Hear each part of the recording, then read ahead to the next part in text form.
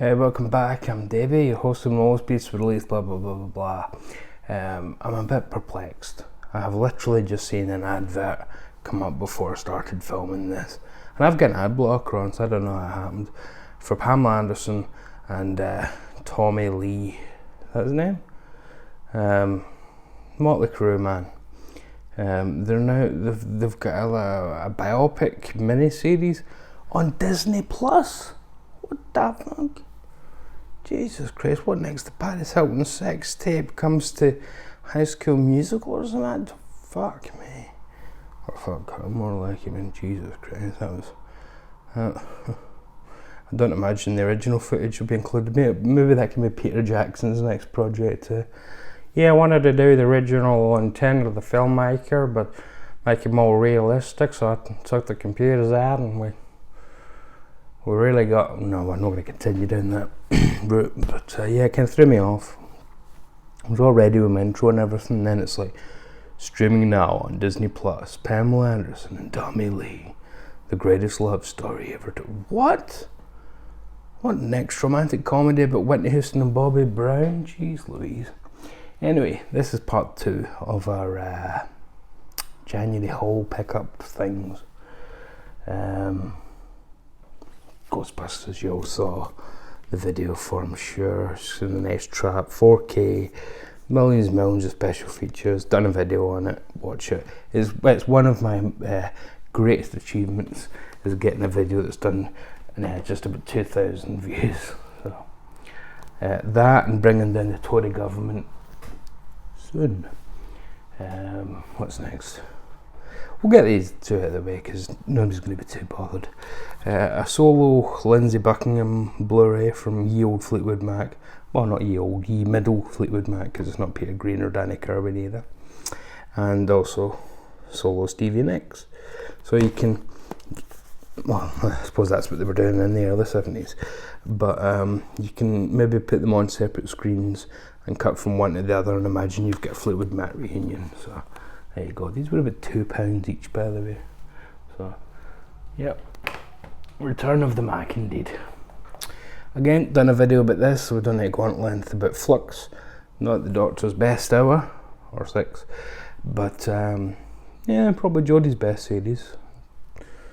Down with faint praise, perhaps. But, yeah, it didn't quite stick landing, but... I think you know by now if you're on board with Jodie's Doctor and indeed Doctor Who in general, so we don't need to spend too much time on that. So on to the stuff we ain't seen. Baby, you just ain't seen nothing yet. But back my Turner Overdrive for the kids. Marillion, A Sunday Night Under the Rain. Nice concert film, 2013 tour.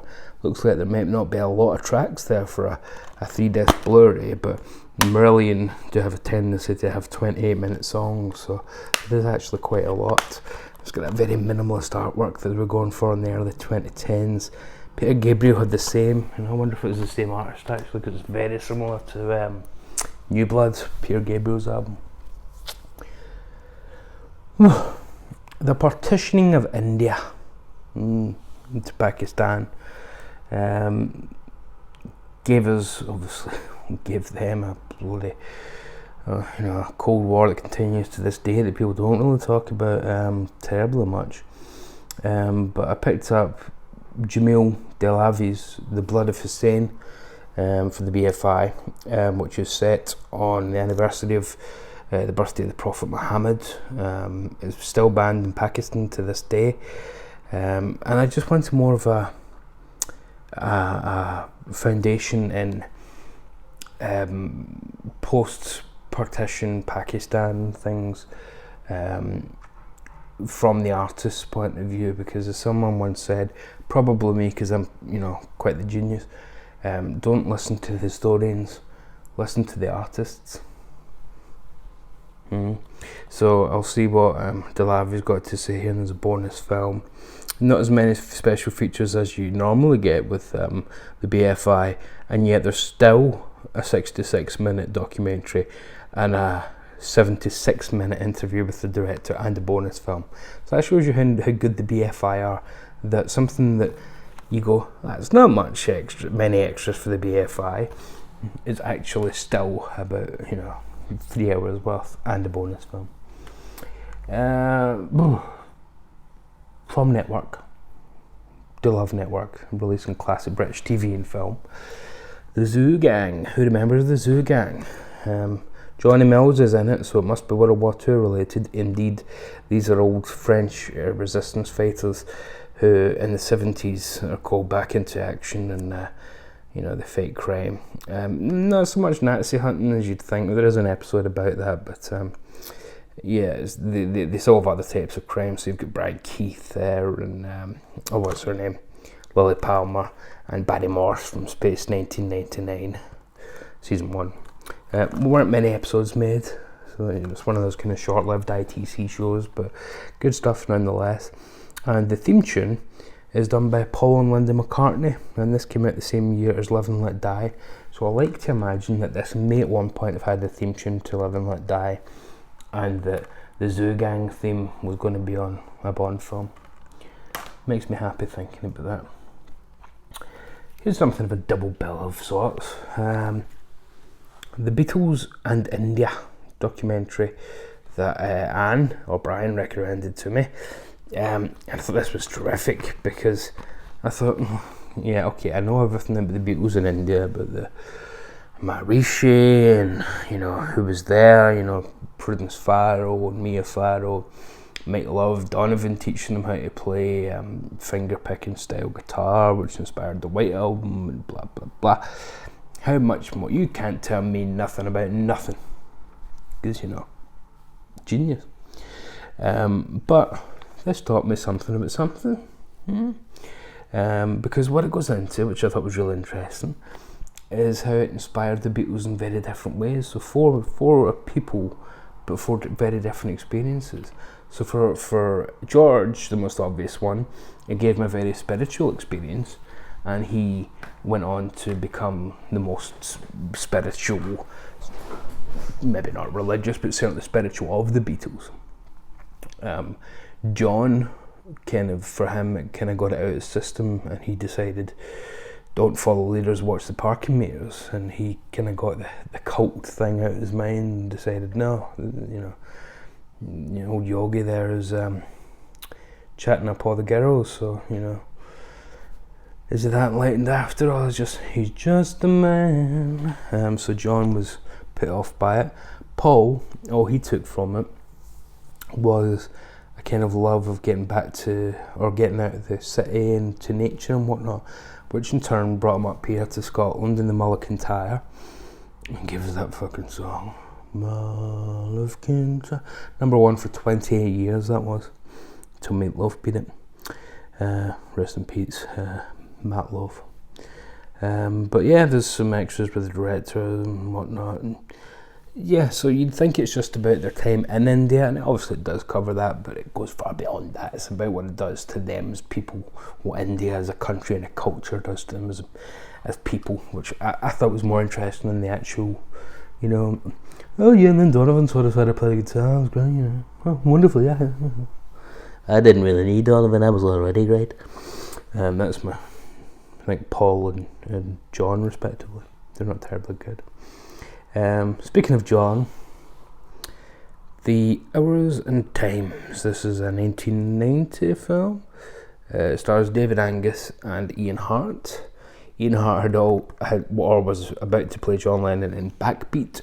You can watch this as a sequel to Backbeat rather wonderfully, because it picks up pretty much where Backbeat ends, with a bit of a time jump, but not too much. So this imagines the real holiday that John Lennon and Brian Epstein had together. Was it in Barcelona?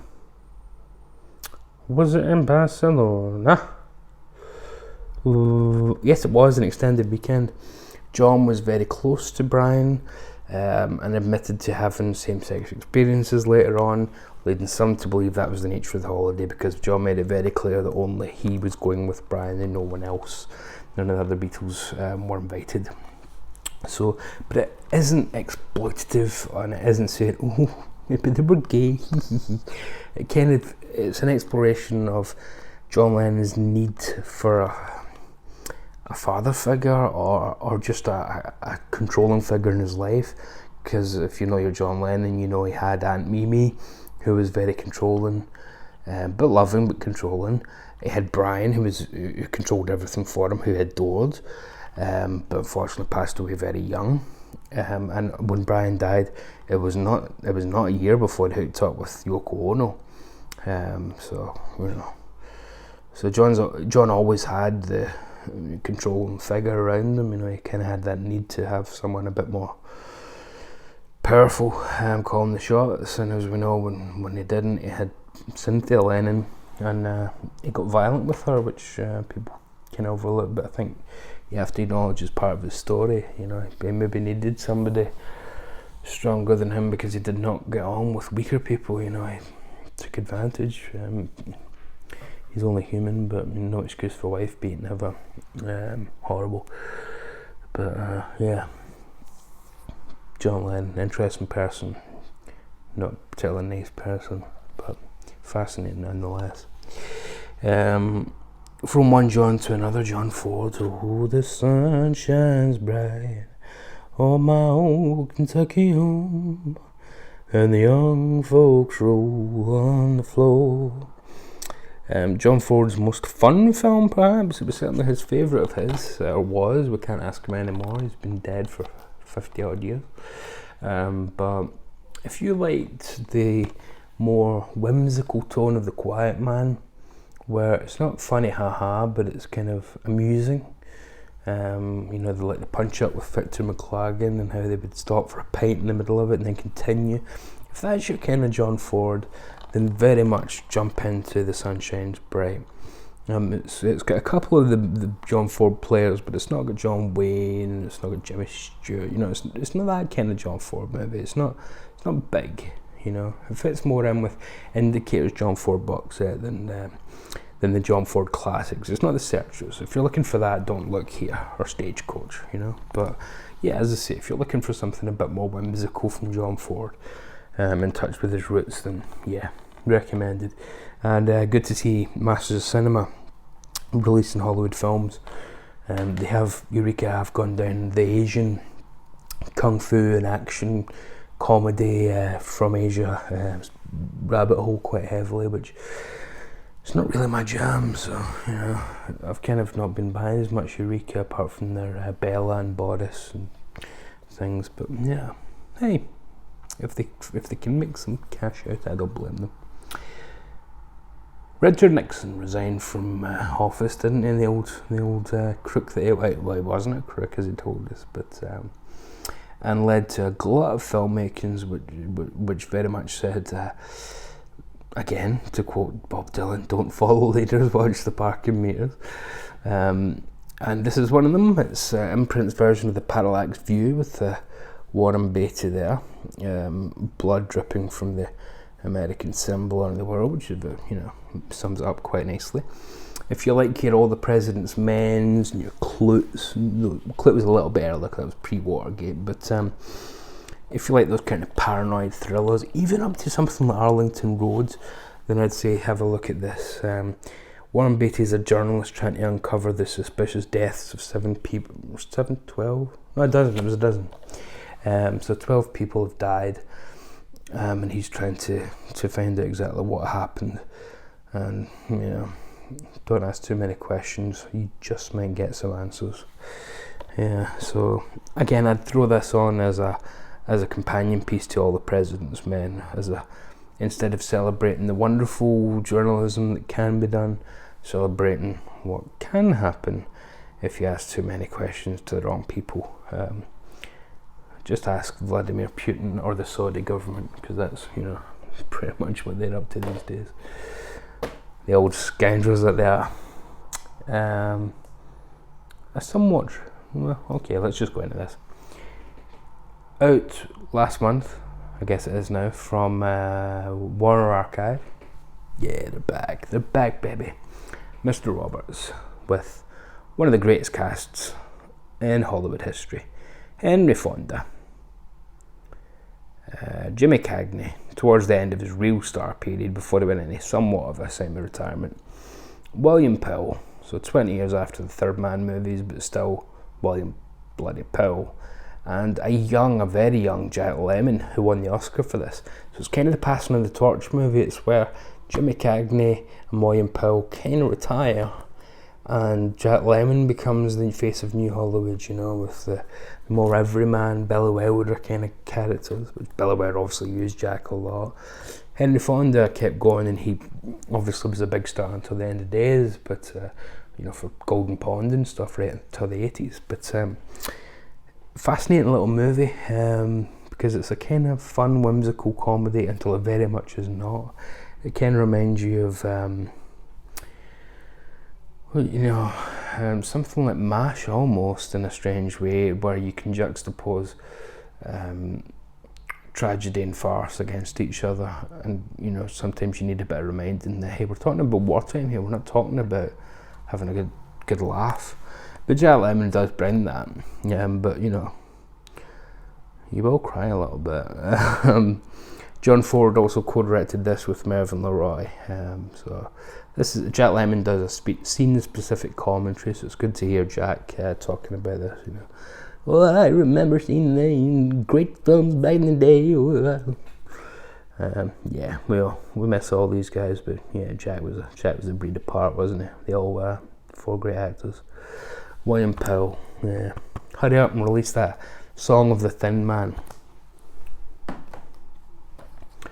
Speaking of Song of the Thin Man, Myrna Loy's in this one. Cary Grant, Mervyn Douglas, who usually plays, when he's third build, he's always the baddie, and he is here as well. Mr. Blandings builds his dream house. Cary Grant farce, not up to the standard of Bringing Up Baby or Arsenic and Old Lace, frankly what is, but solid Cary Grant farce about Mr. You ever seen The Simpsons where they build the house for Flanders, but it falls to bits and it's a disaster? It's kind of that over a movie. Yeah, but it's a good time. You will not stop smiling. You may not laugh outrageously like you would at Bringing a Baby or Arsenic and Old Lace, but you will constantly smile, which sometimes is all you need from a comedy. And as I say, with Warner Archive being back, yeah, we've got some extras here, including 2 radio versions of it. One where obviously Myrna was busy, so they got Irene Dunne to play the part, yeah. And then one from 50 where Betsy Drake plays the part. She wasn't as big as either one, but still, I like a bit of Betsy Drake. And a cartoon from the Warner Vaults, The House of Tomorrow. So yeah, Myrna Loy, come on, where's that Song of the Thin Man to finalise the series? Where is it? Warner Archive. Oh, here it is. Yeah, I fooled you. Yeah, it's the Song of the Thin Man with William Pill and Myrna Loy and a wee dog. And the wee dog is telling us what's going on here. He says, William Pill and Myrna Loy and me too. We're all together again in a new mystery comedy. I don't know why it sounds like Admiral Akbar. It's a trap, and I'm trapped in a dog's body. Keenan Wynn's also in it, a great character actor. Dean Stockwell's in this, God almighty. It must have been he must be the dog. I mean, it's tiny wee Dean Stockwell. Gloria Graham, before she was really big, you know, fantastic. And it's one of those ones where they've got like 3 extra additional dialogue writers, which usually means the first draft wasn't funny enough, so they brought in somebody just to do jokes. There's not a bad one amongst the Thin Man movies. They do get slightly lesser as they go on, but it's been a long time since I've done a marathon of them, and that was on low quality DVDs, so to have the full set now on Warner Archive Blu-rays. George Feltstein, I love you so much. Welcome back. So happy to have you back in the world of Blu-rays, because Warner saw sense and hired you. Talking about back, what about a back draft? Starring Kurt Russell, Bobby De Niro, and one of these things is not like the other, is it? William Baldwin. But it's also got Donald Sutherland's in there, isn't he? And who else? I think I'm in here somewhere. So we remember A Bit of Fire. Ron Howard directs it. yeah, interesting thing about this, I got it for nothing, because as you can see here, the box smashed at the top. I went on to Amazon and said, the box is smashed, can you send me a replacement please? And they said the item is currently out of stock, so we'll just have to refund you. And I said, but the item's fine, it's literally only the top of the box, and I don't want to put any pressure on it. Could you just send me a £5 voucher when I buy an empty box? It's not a problem. And they said, no. So I don't know how you get into space, Bezos, because you just give me money all the time. This video is brought to you by Amazon.com for all your penis-shaped rocket needs. One of my videos around Christmas time was on The Amazing Mr. Blunden, in which Diana Dors played a horrible old bitch. Big, fat, rotund, spots, horrible hair everywhere, you know. A bit like me, really. And we can go back 20 years to when she was the British Marilyn Monroe, to Yield to the Night. J. Lee Thompson thriller. J. Lee Thompson, very much a journeyman director, but in a good way, more like a Sidney Lumet journeyman director, where he's not a gun for hire, he's a journeyman, he always brings quality. He's not hired just because he's fast and quick and cheap, he's hired because no matter what you set him to do, he's bloody good. So this is kind of based on the Ruth Ellis case, the last woman to be hanged in Britain. You know, murder most foul, but she's got excuses, and rich socialites and affairs, and look at Diana Dors there. I mean, God, jeez, wow. This has got an interview with film historian and author Melanie Williams. Michael Craig does a new interview in this. I mean, this was out in 55. Michael Craig's doing a new interview on it. God almighty, it's like Methuselah or something. Film fanfare, Diana Dors interview from 56. Premiere in 57. Yeah, there you go. So 57. It was out by 2 years. Recommended if you want a kind of British noir kind of thing. Yeah, good movie, and Diana Dors' darkest kind of role. So yeah, highly recommended actually.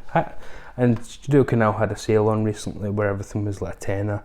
I'd already spent far too much last month, but I don't know about you, but whenever there's a sale on, I try and pick up at least one little thing that I really want. If it's, you know, coming like that, where I can at least say, well, you know, at least I got a little slice of the pie. Could go a bit of pie.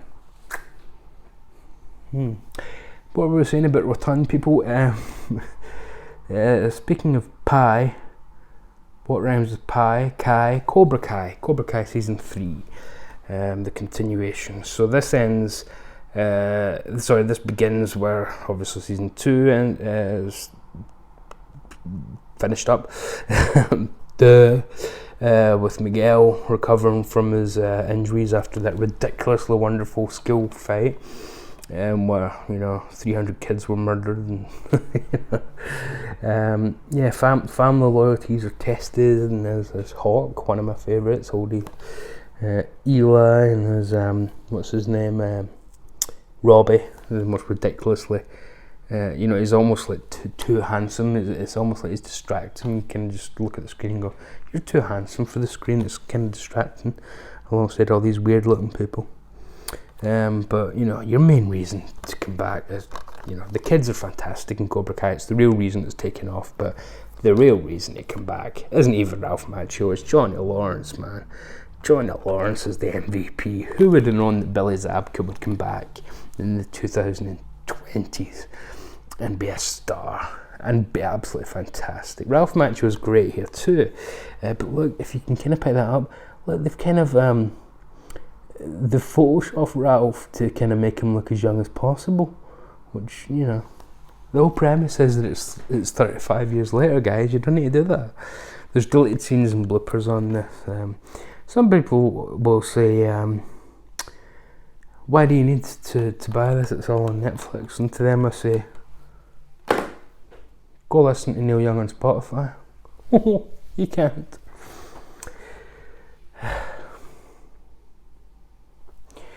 Another from the network sale, one that I've been meaning to pick up for a while.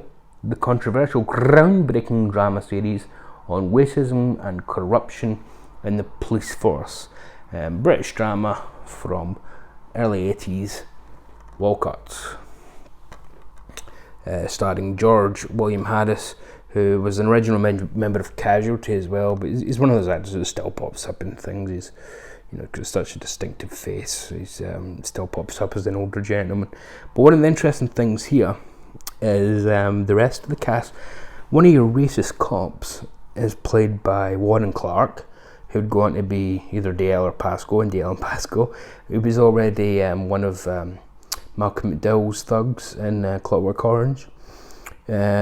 Christine Leahy is the female lead, and she would go on to be in Bill Forsyth's Housekeeping, replacing Diane Keaton, no less. I don't know why she never became a major star after that film. It was a stunning performance. Chris Ellison, who went on to be in The Bill as Frank Burnside. Oh, I didn't know that off the top of my head. That's really sad. He's another kind of corrupt cop. But the most interesting thing here, and I want to mention this to you, Cindy. One of your racist cops in this, who's kind of against Walcott, even though he should be on the same side, is Rick Mail. Yeah, and no jokes, no, he's not a funny racist. It's Rick Mail as a perfectly straight racist cop. Yeah, so it was that kind of weird period just at the time of the Young Ones where Rick was still kind of caught between, am I going to be a serious actor or is my comedy career going to take off from here? So it's kind of interesting from that point of view. One that I thought I'd picked up a little while ago and clearly hadn't is Secrets and Lies, the Mike Leigh film, which is from Criterion. So being from Criterion, there's plenty of extras on here. Mike Leigh approved an audio commentary from 1996, from way back when. I'd imagine that'd be from Laserdisc, because you didn't even have DVD then. This was I think it won the Palme d'Or, didn't it? Yes, it did. I'm not too out of touch. But it's got a great British cast. I mean, Timothy Spall, Brenda Bleth, and Phyllis Logan, Leslie Manville. Yeah. You know what you're getting with Mike Leigh. It's British social drama. If you're not on board, then stay away. But, if you want to get into Mike Leigh, it's maybe not the best place to start, but certainly, if you want to know what life is really like in Britain, Mike Leigh, Shane Meadows, and Ken Loach. Watch those guys' movies, and you'll see what things are actually like. They're not like Hugh Grant movies, trust me.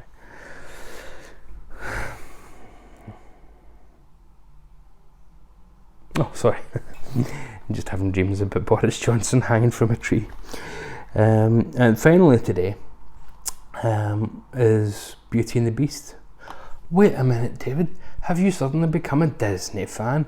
Well, no, but I'm not a Disney fan. I don't look down at Disney. I like Alice in Wonderland. It's not even the 80s version with Linda Hamilton and Ron Perlman.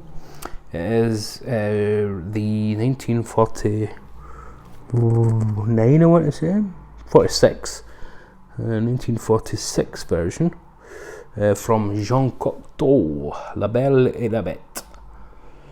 La Belle et la Bête. See, it even works with the theme tune. Taylor's all the time. La Belle et la Bête. This is one of the most stunning looking films. Henri Alequin does the cinematography, so we can thank him. But it's also Christian Bernard's design, set design and costume design, who create this magical world. If you're someone who's maybe got kids that are into Beauty and the Beast, and you think, I'd like to get them into older stuff, try La Belle et la Bête, because it's not like young Schwankmeyer's Alice, which is really an adult take on Alice in Wonderland. This is a version that kids can watch of Beauty and the Beast. It just so happens to be French black and white from the 40s. So I think it's a good gateway into that world. And you can always stick the Disney one on afterwards if they're bored. Not the remake with Ewan McGregor. No, I don't bother with Disney live action remakes. So your whole selling point is that you're the greatest animation studio in the world. Why do you want to see it in live action? With CG, when that's just animation too. Tim Burton does Dumbo, geez. Starring Johnny Depp as an elephant? No thanks. Anyway, that's pretty much everything, because we split the video into two, so yeah, we did horror, now we've done non-horror. No doubt be some more stuff coming. Oh no, it's not everything, sorry. Talking of French films. You leave me breathless. Yeah, I got the big 4K of Breathless, starring obviously Jean Seberg and Jean-Paul Belmondo, who we just lost a few months ago. This, of course, is Jean-Luc Godard's probably most famous film, would we say? Yeah, I think we can safely say that. Looks glazerist, doesn't it? But no, it's because it's got the vinyl in there as well. So it's got the old, very kind of cool Marshall Solal soundtrack, kind of jazzy, and that's labelled as a bout de souffle rather than Breathless, because that's the French title. In France they speak French. There's your 4K there avec Bluray. Je pense que le film c'est possible magnifique. I think I got away with that. It sounded mostly right. I did take French right until 6th year. I've got a higher in French, but it was a long time ago. Jean Seberg, oh, what a woman. Jean-Paul Belmondo, what a guy. I mean, you're talking about just ridiculously sexy people, directed by one of the coolest directors of all time, still fucking going as well. Oh, Godard. Jean-Luc Godard. And avec Bouclette.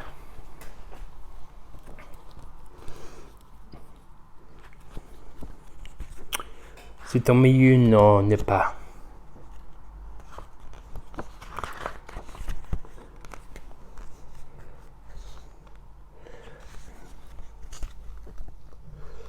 Yeah, so I mean, just a classic of the French New Wave, and if you want to start with the French New Wave, if you've heard the names, or if you know, maybe you've heard Truffaut and Godard and Romer and names like that, brilliant starting point. You will not get a better starting point than Breathless, I don't think. 400 blows. But no, I'll still stick with Breathless. Go with that. And then, you know, move out from there. But don't go too modern with Godard, because, you know, his last spotted disappearing up his own backside, I'm afraid. Yeah, he lived too long being called a genius, and unfortunately he started to believe it. Yeah, he needed somebody to pull him aside in the 80s and say, just slum it. Do a couple of gangster movies or something. Slum it, you know, a couple of cheapos, you know. Stop making art house for the sake of it. Just, you know. Robert Bresson, there's someone else you can look into, yeah. Go with Robert Bresson, early Godard, Romer, and Truffaut. There you go, if you want to get into the French New Wave. And speaking of waves, here's a wave goodbye, because it's the end of the video time. Well, thank you very much for your patience over the two videos while I show you my wares and what's been purchased, and some of it's been stolen. Over the previous month or so. Stick a comment on if you want. If you don't want to, that's fine too. If you want to, I don't know, like, share, subscribe, ring your bell. It doesn't need to be my bell. You can ring your bell if you want your dirty midnight, yeah. That's the end. Thank you very much for your attention once more. I've been David. This has been a Blu-ray haul for January 2022, and I'll see you soon for something else. But until then, let's be very careful out there. Love and mercy, my dears. Love and mercy.